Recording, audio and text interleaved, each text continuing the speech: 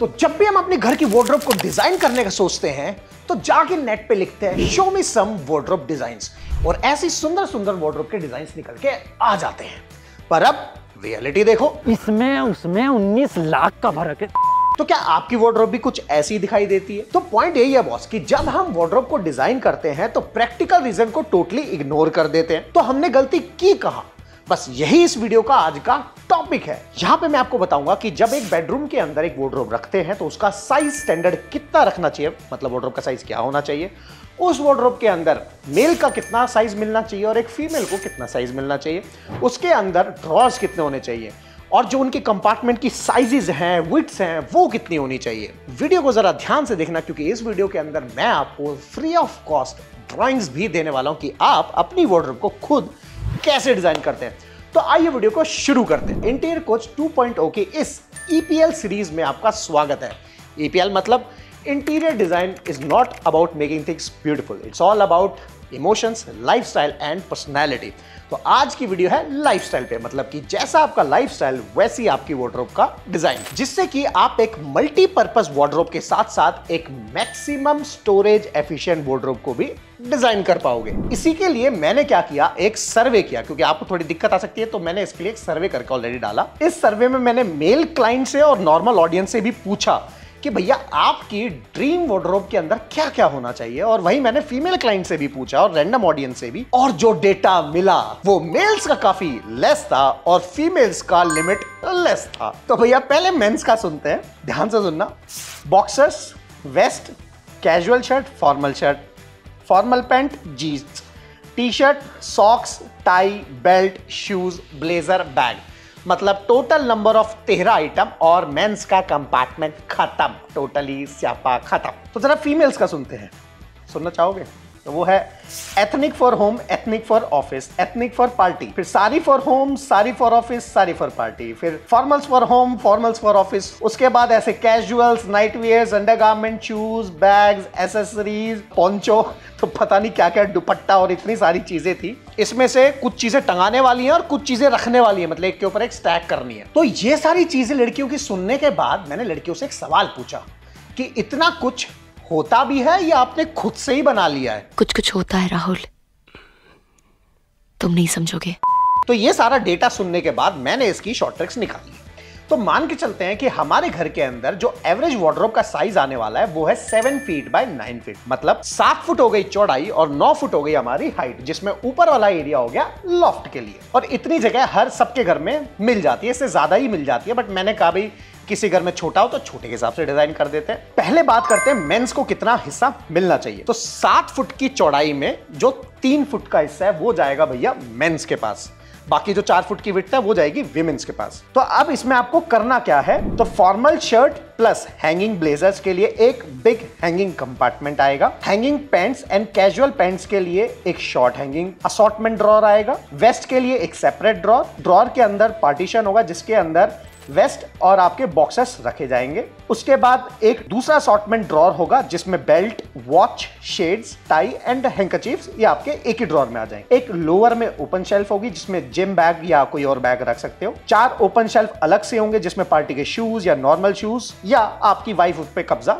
कर सकती है, और 3 ओपन शेल्फ होंगी जिसके अंदर टी शर्ट्स आएंगी। तो टोटल 9 कंपार्टमेंट हम मेंस को देंगे जिसके अंदर उनका सारा सामान आ जाएगा। तो इसी के साथ आता है हमारा एडवांस लेमिनेट।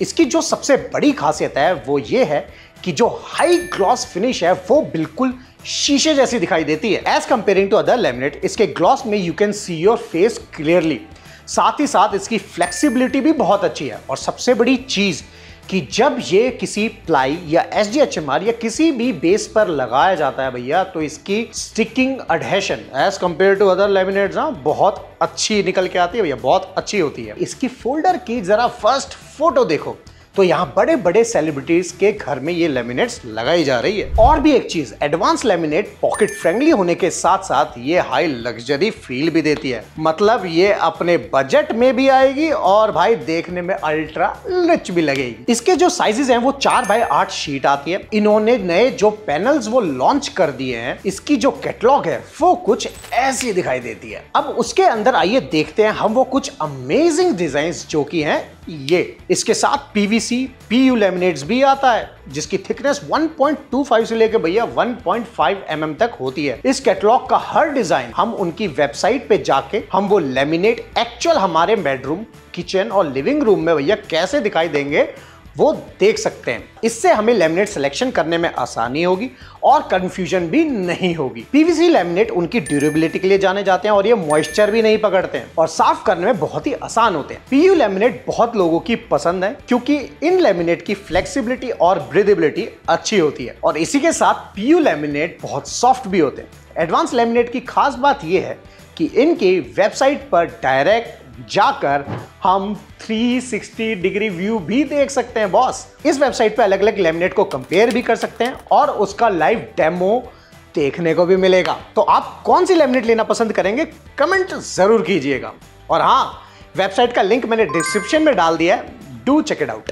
अब बात करते हैं भैया वुमेन्स कंपार्टमेंट की। भैया लड़कियों की वार्डरोब में क्या क्या होना चाहिए। तो यहाँ पे आपके जो टोटल कंपार्टमेंट बनेंगे वो बनेंगे 11 कंपार्टमेंट। फर्स्ट बनेगा बिग हैंगिंग कंपार्टमेंट जिसमें आपके गाउन्स आ गए, वन पीस आ गया या लहंगा जो हम फोल्ड करके नहीं सकते उसे टंगाना ही पड़ेगा। फिर उसके बाद एक मीडियम हाइट का हैंगिंग असॉर्टमेंट कंपार्टमेंट आएगा जिसके अंदर आपकी फॉर्मल शर्ट, साड़ी या उसका ब्लाउज आएगा। उसके बाद एक ड्रॉर सेपरेट होगा जिसके अंदर आपके अपर अंडरगारमेंट्स आएंगे। फिर दूसरा सेपरेट ड्रॉर होगा जिसके अंदर आपके लोअर अंडरगारमेंट्स आएंगे। एक ओपन शेल्फ होगा जिसके अंदर पार्टी एंड डेली यूज के बैग्स आएंगे।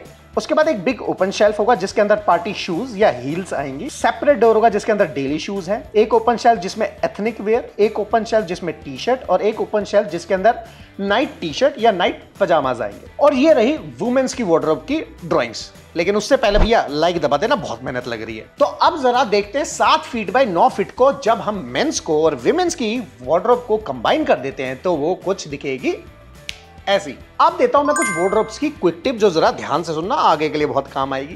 तो सबसे पहले जो फर्स्ट क्विक टिप है वो फेवर में है भैया हमारी विमेंस के लिए।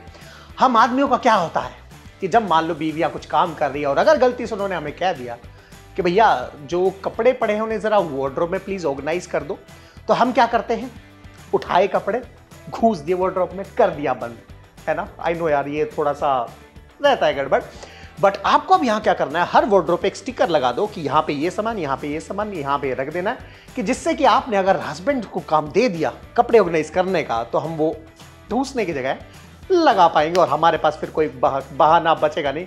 आई नो बट जनता माफ नहीं करेगी।